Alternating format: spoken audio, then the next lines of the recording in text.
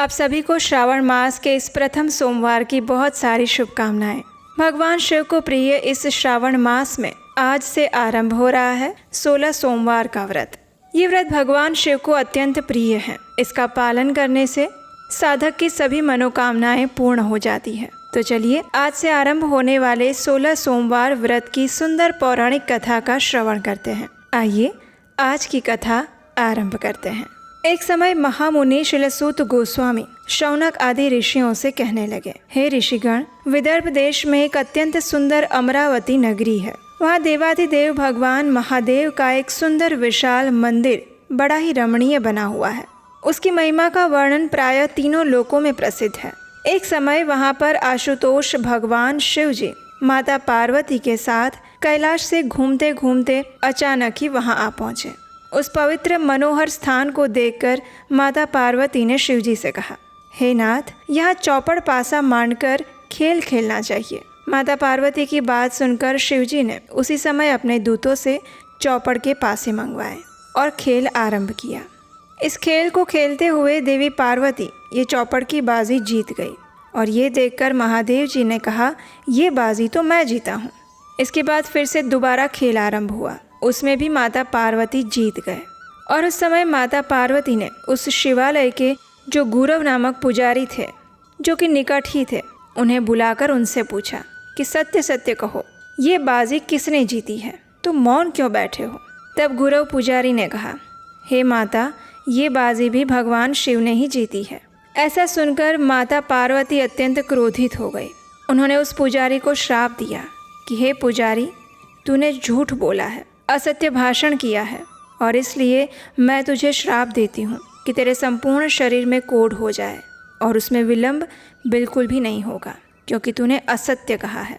इस प्रकार गुरव को भयंकर श्राप मिला। माता पार्वती के श्राप से उसके संपूर्ण शरीर में कोढ़ निकल आए। उस पुजारी को श्राप देकर माता पार्वती और भगवान शिव कैलाश के लिए वापस चले गए।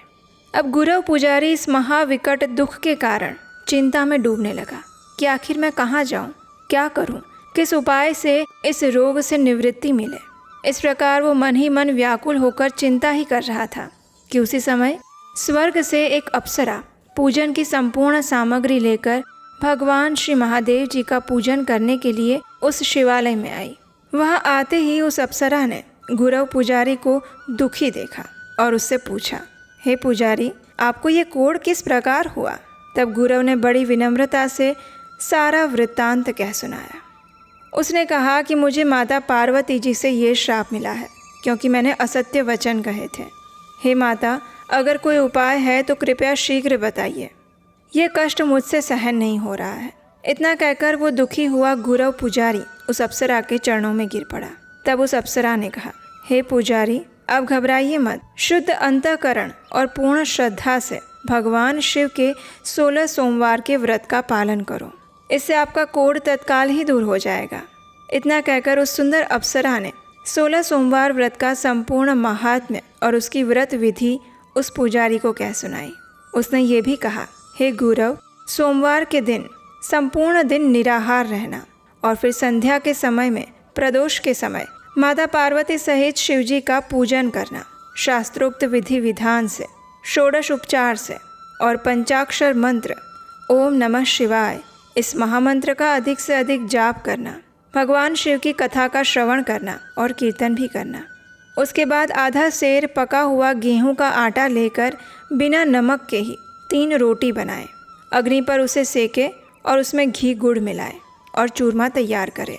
उस चूरमे के 3 भाग बनाए, प्रत्येक में बिल्व पत्र छोड़कर श्रद्धा भक्ति के साथ भगवान श्री भवानी शंकर को नैवेद्य समर्पित करें। उसके बाद पहला भाग शिवजी को अर्पित करें, दूसरा भाग ब्रह्मचारी बालक को ही प्रसाद रूप में दे और तीसरा भाग व्रतकर्ता स्वयं प्रसाद रूप में ग्रहण कर ले।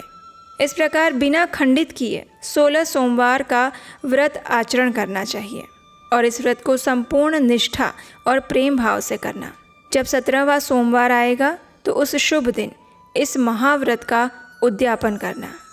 इस व्रत का अपने परिवार के साथ मिलकर विधि पूर्वक यथाशक्ति उद्यापन अवश्य करना चाहिए और उस समय में 5 सेर गेहूं का आटा लेकर बिना नमक के ही रोटी बनाएं अग्नि पर सेक कर फिर से घी और गुड़ मिलाकर उसका चूरमा बनाए।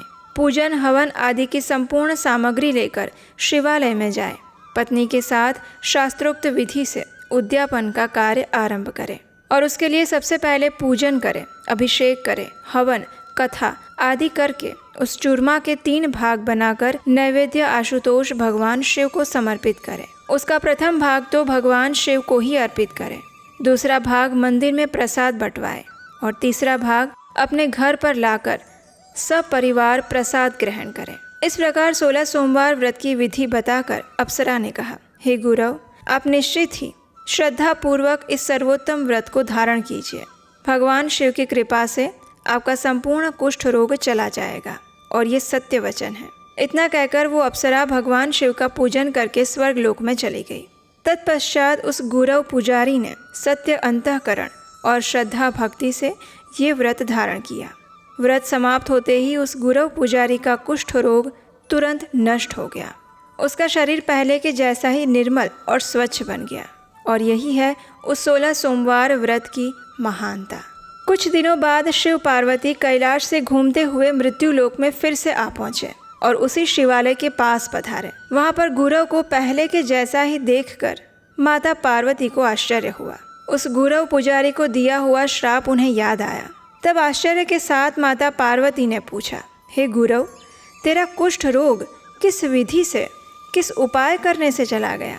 तब गुरव पुजारी हाथ जोड़कर माता पार्वती के चरणों में गिर पड़ा और उनसे कहने लगा, हे माता, मैंने कैलाशवासी भगवान शंकर जी का ध्यान करके 16 सोमवार मनसा व्रत को धारण किया है। उन्हीं भवानी शंकर की पूर्ण कृपा से मेरा ये संपूर्ण कष्ट दूर हो गया। उन प्रभु की लीला अनंत है, अपरंपार है। ऐसा कहकर गदगद वाणी से उस गुरव पुजारी ने माता पार्वती को उस संपूर्ण व्रत का वृत्तांत कह सुनाया। इस प्रकार गुरव पुजारी के मुख से व्रत की विधि सुनकर माता पार्वती अत्यंत विस्मित हुए। वे मन में ही सोचने लगे कि इस व्रत की महिमा तो बड़ी चमत्कारी है। इस व्रत को विधि विधान के साथ प्रेम पूर्वक मैं भी धारण करूंगी, क्योंकि मेरा पुत्र स्वामी कार्तिक मुझसे रुष्ट होकर अकेला ही वन में चला गया है। उसे वापस शीघ्र बुलाने की कामना से माता पार्वती ने ये व्रत करना आरंभ किया।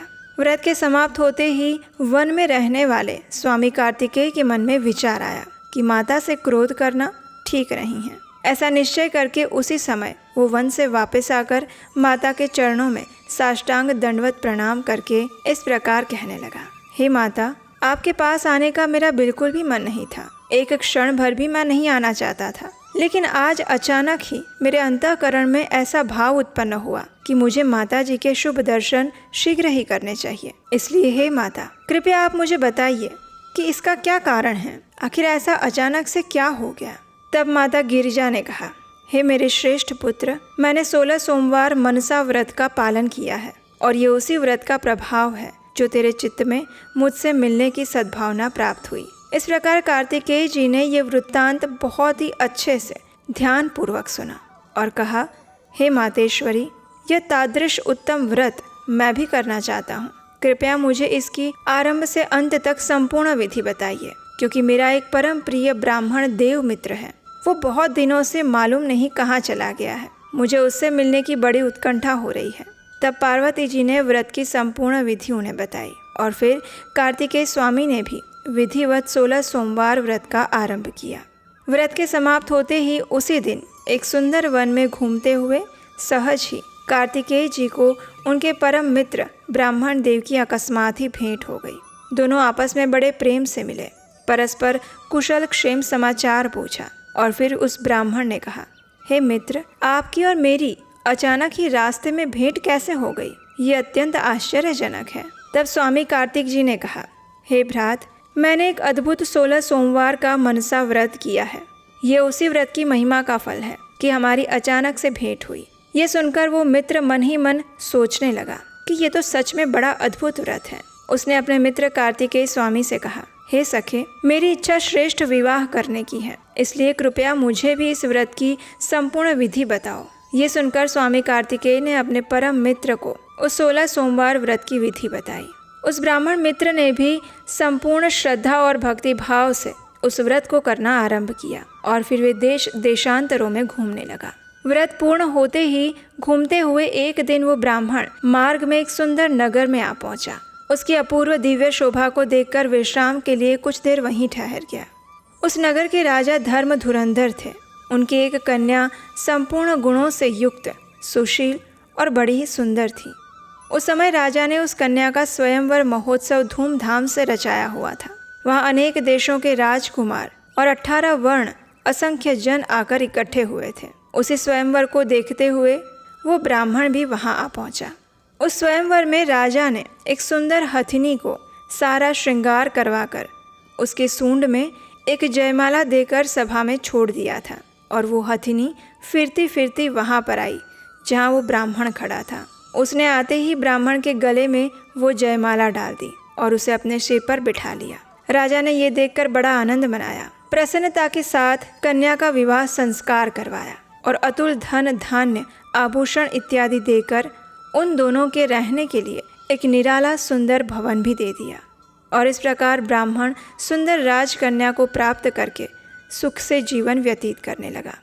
एक दिन वो राजकुमारी अपने पतिदेव से पूछने लगी, हे प्राणनाथ, आपने कौन सा ऐसा भारी पुण्य किया था जिसके प्रताप से मैं आपको प्राप्त हुई? ये सुनकर वो ब्राह्मण कहने लगा, हे प्रिय, मैंने आशुतोष भगवान शंकर का ध्यान लगाकर 16 सोमवार मनसा व्रत धारण किया था। उसी महाव्रत के प्रभाव से आप मुझे पत्नी रूप में प्राप्त हुई हैं।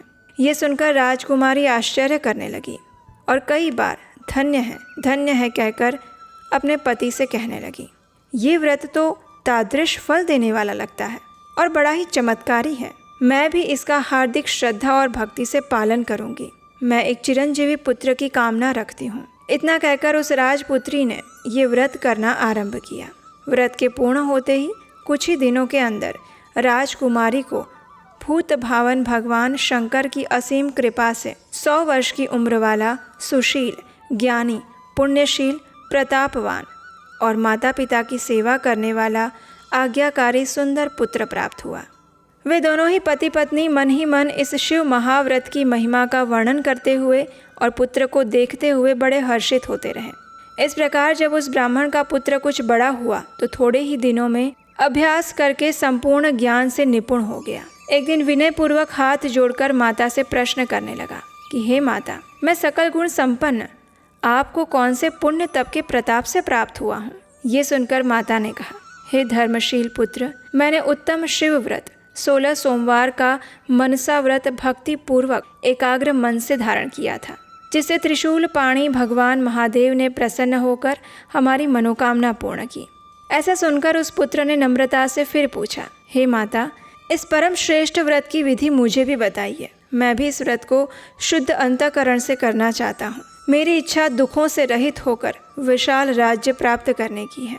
तब माता ने इस 16 सोमवार व्रत की संपूर्ण विधि अपने प्रिय पुत्र को कह सुनाई और उसके बाद उस पुत्र ने भी इस व्रत को यथाविधि करना आरंभ किया। व्रत अभी पूर्ण भी नहीं होने पाया था कि एक विशाल देश के राजा, जिनकी बिल्कुल भी वृद्धावस्था हो चुकी थी, उसका कोई पुत्र नहीं था, मात्र एक कन्या संतान थी। उस समय राजा ने सारे राज्य भर में ये घोषणा कर दी कि मैं राज सहित अपनी कन्या स्वयंवर द्वारा प्रदान करूंगा। ये सुनकर विप्र कुमार भी वहां गया और स्वयंवर में कैलाश निवासी भगवान शंकर की कृपा से उस राजकन्या ने सर्वगुण संपन्न उस ब्राह्मण पुत्र को चुना। राजा ने श्रेष्ठ वेदोक्त विधि से कन्या का विवाह संस्कार करवाया और राज्य के संपूर्ण अधिकार राज्य सहित उस ब्राह्मण पुत्र को प्रदान किए और स्वयं वन में तप करने के लिए चले गए। इधर ब्राह्मण राजा व्रत के प्रभाव से अपनी धर्म पत्नी रानी के साथ अनेकों सुख भोगते हुए नीतिपूर्वक राज्य कर रहे थे।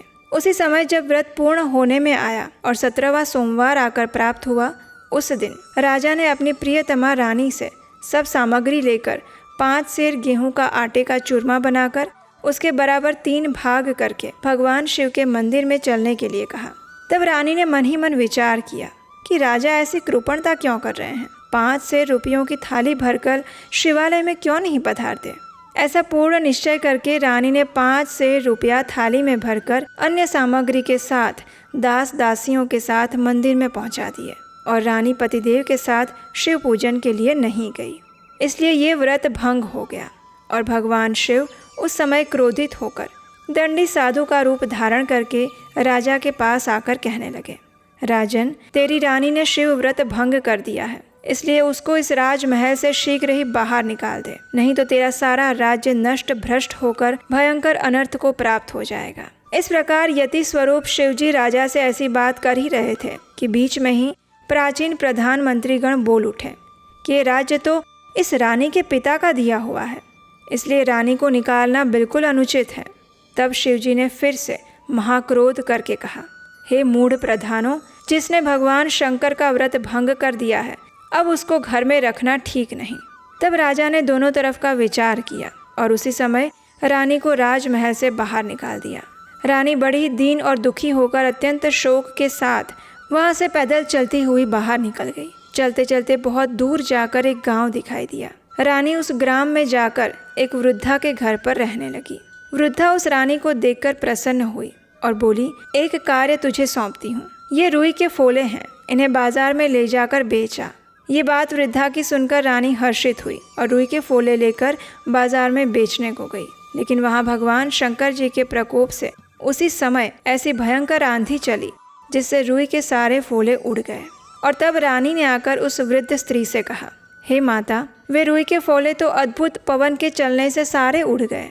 उस वृद्धा ने आश्चर्य युक्त वचन सुनकर रानी से कहा, अब तू मेरे घर पर नहीं रह सकती, शीघ्र ही यहाँ से चली जा।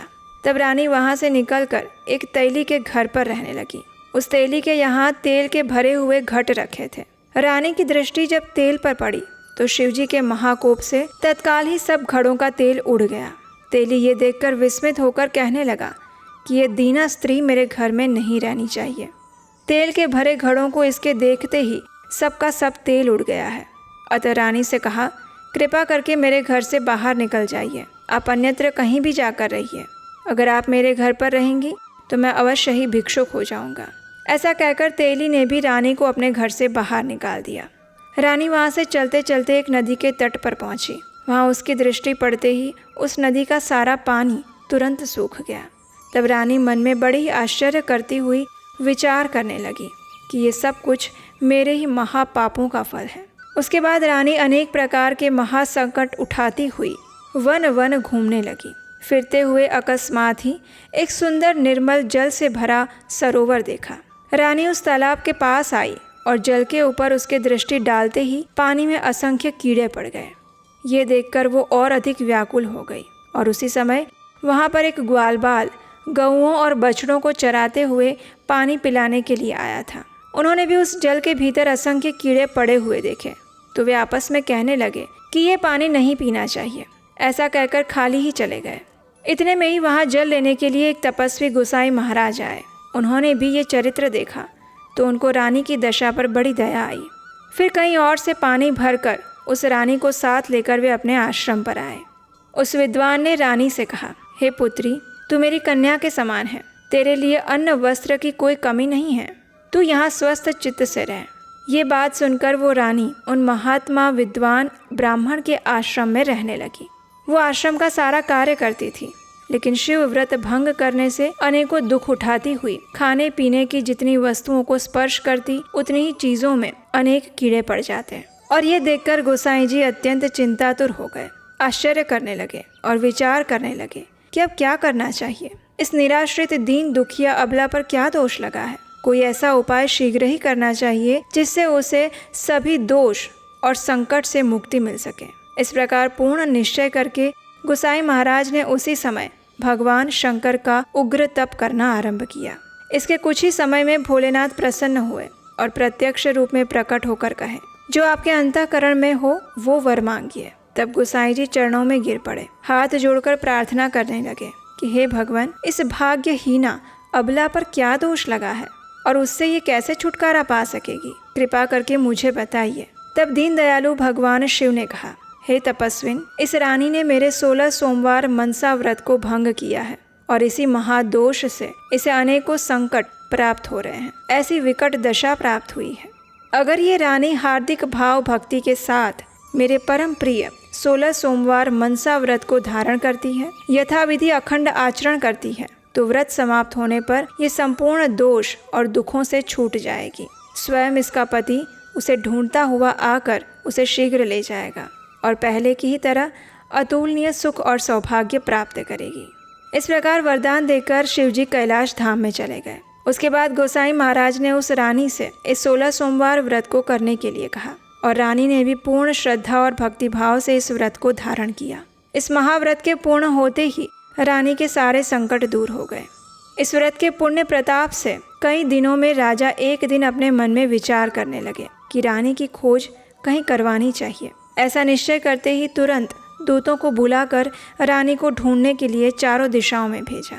ढूंढते हुए वे उस स्थान पर आ गए जहाँ पर रानी गोसाई जी के आश्रम पर रहती थी। रानी और दूतों की परस्पर पहचान हुई। फिर दूतों ने जाकर रानी के संपूर्ण शुभ वृत्तांत को राजा को कह सुनाया। दूतों से ये संवाद सुनकर राजा अत्यंत प्रसन्न हुए। प्रधानमंत्री के साथ उस वन में आकर गोसाई महाराज से मिले और रानी को अपने साथ लेकर चलने को तैयार हुए। उस समय राजा ने गोसाई जी को वस्त्र आदि भेंट की और नम्रता से प्रार्थना करके क्षमा याचना की। तब गोसाई जी ने राजा से कहा, हे राजन, मैंने आज तक इस रानी को अपनी कन्या के समान रखकर पालन किया था, अब आप इसका पालन कीजिए। इतना कहकर प्रेम अश्रु छलकाकर गदगद होते हुए उस समय राजा और रानी ने गोसाई जी महाराज के चरणों में साष्टांग प्रणाम किया और फिर रानी अपने राजा के साथ रथ में बैठकर अपने नगर में वापस आई। राजा और रानी के आते ही राजभवन में अनेक प्रकार के बाजे बजने लगे, मंगल नृत्य गान होने लगे और एक महोत्सव का आयोजन हुआ।